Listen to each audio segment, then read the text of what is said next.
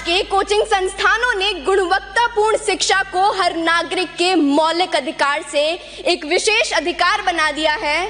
चिंतित माता पिता की नजरों में ये कोचिंग संस्थान पैसा छापने की मशीन बन गए हैं, जो छात्रों और अभिभावकों की असुरक्षाओं पर गिद्ध दृष्टि लगाए हुए हैं। नजर को बदला जाए तो नजारे तक बदल जाते हैं, सोच को बदला जाए तो सितारे भी बदल जाते हैं। कश्तियों को बदलने की जरूरत नहीं होती, केवल दिशा को बदलने से किनारे अपने आप बदल जाते हैं। एक ऐसे ही दिशा की कमी आज हमारी कोचिंगों में साफ महसूस की जा सकती है। आज जिस जगह को माननीय प्रधानमंत्री जी ने विद्या की काशी कही है, वो मणिकर्णिका घाट बन चुकी है महोदया, वो मणिकर्णिका घाट बन चुकी है। बच्चों के पास आत्महत्या के अलावा और कोई चारा बचा ही नहीं है, वो करेंगे क्या? किसी अर्जुन को श्रेष्ठ साबित करने के लिए हर युग में एकलव्य का अंगूठा कटाया गया है। अंगूठे तो आज भी कट रहे हैं और अब द्रोणाचार्यों ने दुर्बलता को कानून बना दिया है। भारतवर्ष में आजादी के पश्चात धर्म और शिक्षा के व्यवसायीकरण हो गया है। शिक्षा अगर दान देने की वस्तु है तो उसका व्यवसायीकरण क्यों? कोचिंग इंस्टीट्यूट्स की अलग सेंटर्स में अलग फीस क्यों? हमें जरूरत है मजबूत नियम बनाने की, ताकि यह कोचिंग संस्थान पारदर्शी रूप से संचालित हो और छात्रों की भलाई को प्राथमिकता दें। विश्वास किया भी जाए तो कैसे किया जाए जब सरकार के स्कैम की लिस्ट ही इतनी लंबी हो कि एक नई वेब सीरीज तक बनाई जा सके। अगर गवर्नमेंट इतनी स्ट्रांग हो सकती थी, then why the change to CBSE to NT? CBSE have taken a lot of steps. They have conducted an entire re-NEET because of 44 boys. आज के कोचिंग संस्थानों ने गुणवत्तापूर्ण शिक्षा को हर नागरिक के मौलिक अधिकार से एक विशेष अधिकार बना दिया है। चिंतित माता पिता की नजरों में ये कोचिंग संस्थान पैसा छापने की मशीन बन गए हैं, जो छात्रों और अभिभावकों की असुरक्षाओं पर गिद्ध दृष्टि लगाए हुए हैं। आपको यह जान के हैरानी होगी कि हमारे देश के प्रतिष्ठित कोचिंग संस्थानों में 120 से भी ज्यादा छात्रों के लिए केवल एक अध्यापक नियुक्त होता है। क्या यह पर्याप्त है? साथियों, याद रखिए, संघर्षों के साए में इतिहास हमारा पलता है। जिस और जवानी चलती है उस और जमाना चलता है। हमें जरूरत है मजबूत नियम बनाने की, ताकि यह कोचिंग संस्थान पारदर्शी रूप से संचालित हो और छात्रों की भलाई को प्राथमिकता दें। हमें खुद से पूछना चाहिए कि क्या हम ऐसी शिक्षा प्रणाली को कायम रखेंगे जो गुलामी के कालखंड में साजिशन रची गई थी, या फिर हम एक नए रास्ते पर चलेंगे जो विचारों की विविधता का जश्न मनाता हो, हर व्यक्ति को स्वतंत्र रूप से सशक्त बनाता हो। अंत में मैं बस यही कहना चाहूंगी कि वसुधा का नेता कौन हुआ, भूखंड विजेता कौन हुआ, अतुलित यशक्रेता कौन हुआ, नवधर्म प्रणेता कौन हुआ, जिसने न कभी आराम किया, विघ्नों में रहकर काम किया, विघ्नों में रहकर काम किया। जय हिंद, जय भारत और धन्यवाद। भूमिका Saini, honourable leader of opposition. Thank you, Chair, for the Thank you, Chair, for the recognition. Before anything else, I would like to start with a quote that says, "The erosion of trust of people in the government is the main reason as a threat to our democracy." कहने का अर्थात ये है कि ये विश्वास ही है लोगों का सरकार में, जो सूत्रधार है किसी भी लोकतंत्र को महान बनाने का। पर अब विश्वास किया भी जाए तो कैसे किया जाए जब सरकार के स्कैम की लिस्ट ही इतनी लंबी हो कि एक नई वेब सीरीज तक बनाई जा सके। बीच एनटीए स्कैम, बीच जेईई के पेपर बिकना, या फिर यूपीएससी के आला अफसरों का पकड़ा जाना। और हमारी माननीय सरकार तो ऐसी है, they pretend that they are working on it, but the fact we all know कि हो तो कुछ नहीं रहा। And they talk about transparency, unbiasedism. What an hypocrites they are. इतना ऐसा कितनी बार हुआ है जब बच्चों ने किसी सर्वे की रिपोर्ट मांगी हो और वो बिल्कुल ट्रांसपेरेंट आई हो, या आपने कल ही वो रिपोर्ट पेश कर दी हो। How many times have it happened? इस बात में कोई दो राय नहीं है कि हमारा लोकतंत्र विश्व का सबसे महान और सबसे बड़ा लोकतंत्र है। We have the largest constitution. Even our legal laws are stronger than USA. But where we lack is the implementation of these laws. And the reason? Corruption, political interest. We never know when this precious circle of studies become the vicious circle of political interest. And here, I would like to urge this entire hall that we don't need government. अरे लोगों का तो विश्वास ही नहीं है।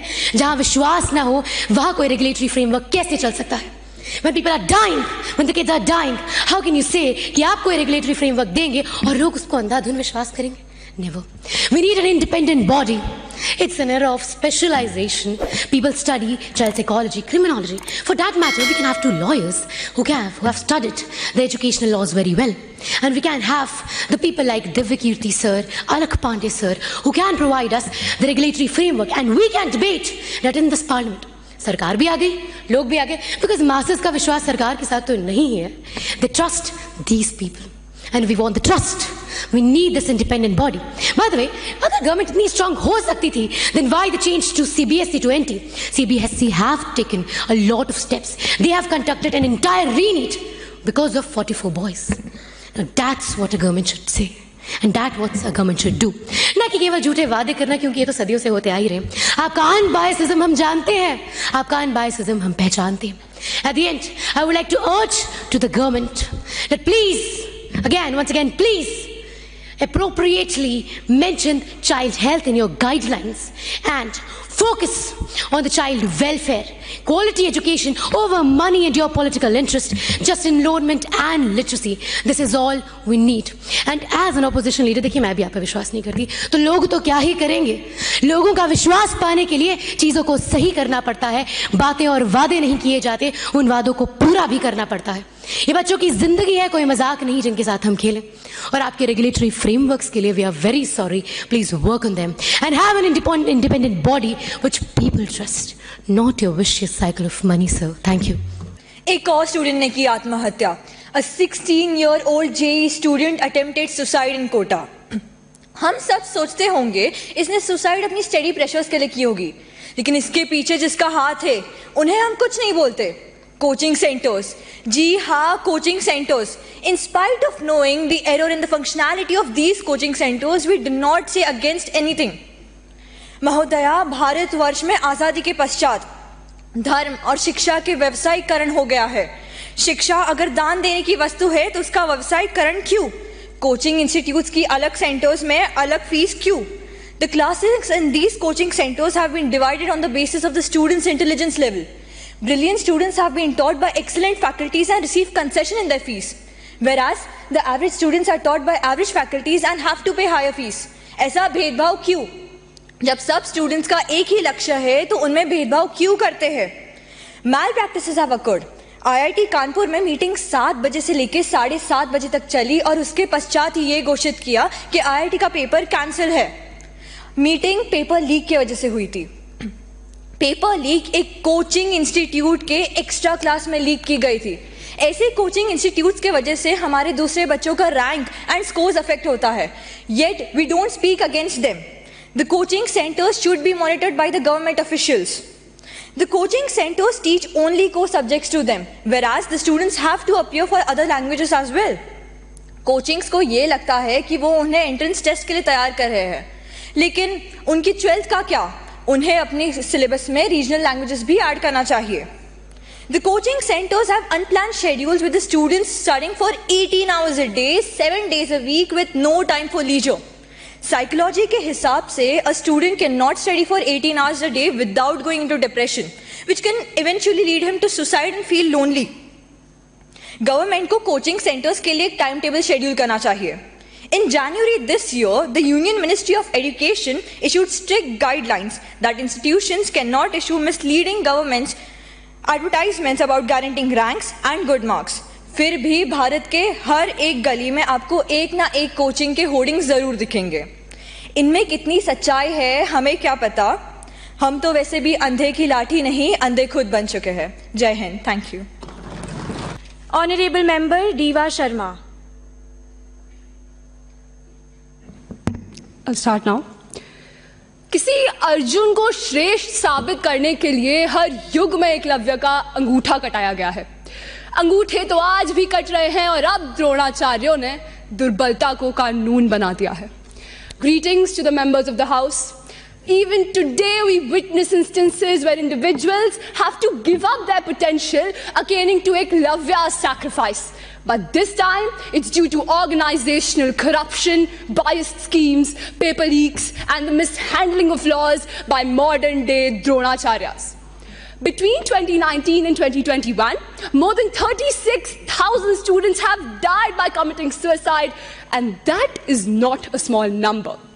Upon seeing this, our government decided to wake up from its sweet slumber and gave us the 2024 regulatory coaching guidelines. However, they've missed the mark with this one, and let's see how.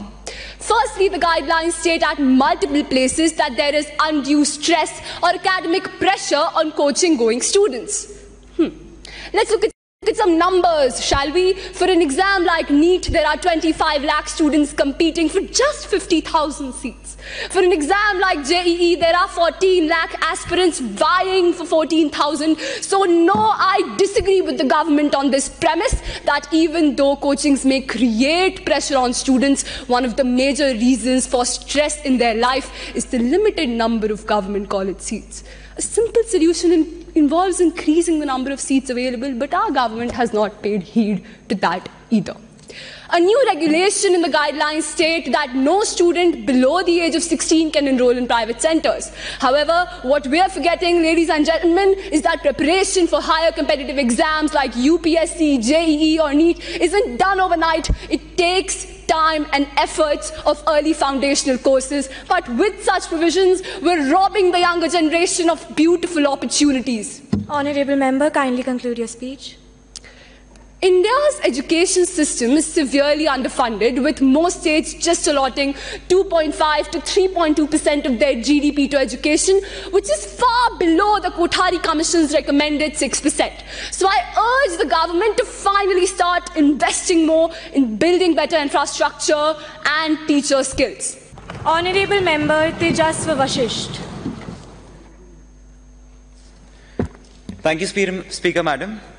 Madam, नजर को बदला जाए तो नजारे तक बदल जाते हैं, सोच को बदला जाए तो सितारे भी बदल जाते हैं, कश्तियों को बदलने की जरूरत नहीं होती, केवल दिशा को बदलने से किनारे अपने आप बदल जाते हैं।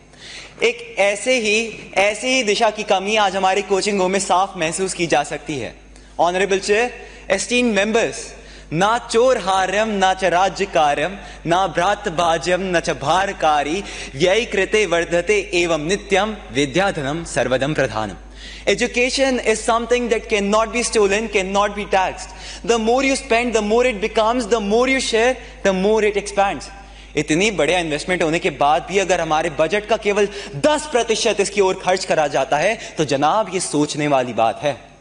मुद्दे की बात पर आते हुए, मान लो आप अपना एडमिशन कराने जाओ, 2 महीने तक आप जमकर स्कॉलरशिप टेस्ट की तैयारी करते हो और मैं फीस में 30,000 रुपए बढ़ाकर आपको 30,001 रुपए की स्कॉलरशिप दे दूं। सर, ये आपका केस नहीं, this is the case of 60% students in India.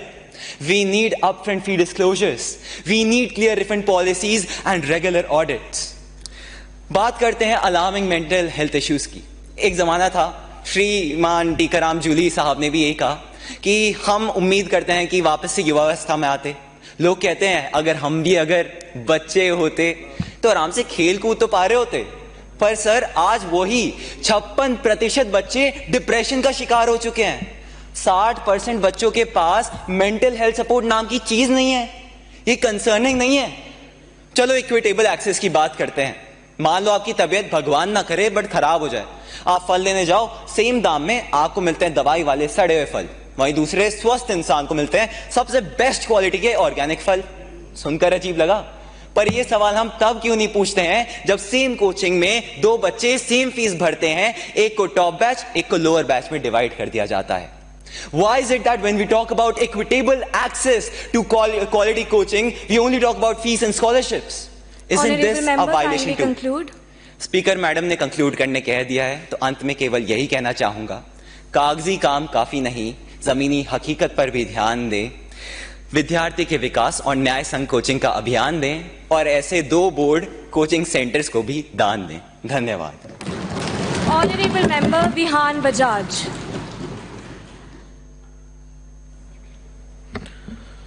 सभापति महोदय को मेरा नमस्कार। मैडम स्पीकर, मैं आपके माध्यम से आपसे और इस सदन में बैठे हर माननीय सांसद से एक सवाल पूछना चाहता हूं। क्या आप में से कोई भी शौनक सेन के अचीवमेंट के बारे में जानते हैं, या Booker's prize winner Geetanjali Shree को, या फिर शायद नीना गुप्ता जी, जिन्होंने रामानुजन मैथ्स अवार्ड जीता, उनको शायद कोई नहीं जानता होगा, और इसमें कुछ गलत भी नहीं है क्योंकि इनके बारे में ना ही कोई टीवी इंटरव्यू ना ही कोई अखबार में एड छपी। पर हाँ, हम सब जानते हैं कि कौन से आईएएस कोचिंग का बैच कब से शुरू हो रहा है और कितनी % स्कॉलरशिप ऑफर हो रही है। A survey by THK Jain University has stated that 55.3% of all advertisements in newspapers are about coaching institutes.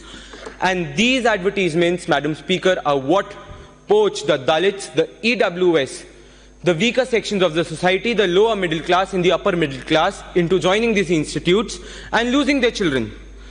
आज जिस जगह को माननीय प्रधानमंत्री जी ने विद्या की काशी कही है, वो मणिकर्णिका घाट बन चुकी है महोदया, वो मणिकर्णिका घाट बन चुकी है। बच्चों के पास आत्महत्या के अलावा और कोई चारा बचा ही नहीं है, वो करेंगे क्या? Chairperson ma'am, I agree that the budding coaching institutes are just because of the failed Indian education system, and we have no choice. We can't eradicate them because they provide employment to 1 lakh people and generate an annual revenue of 58,000 crore rupees. But surely the government should take some steps to regulate this.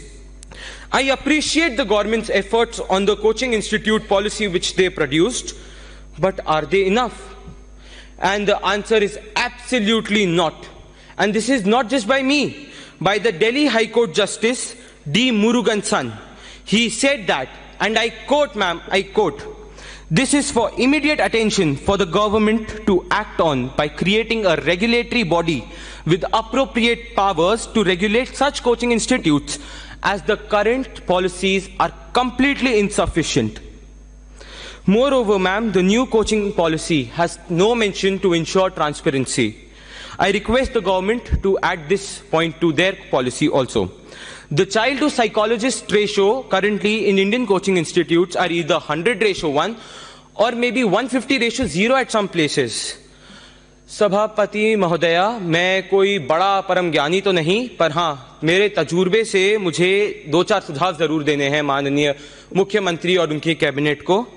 पहला तो government को एक statutory body establish कर देनी चाहिए किसी act के माध्यम से या एजुकेशन पॉलिसी में अमेंडमेंट के माध्यम से, ताकि इन कोचिंग इंस्टीट्यूशनों पर रेगुलेशन रखा जाए।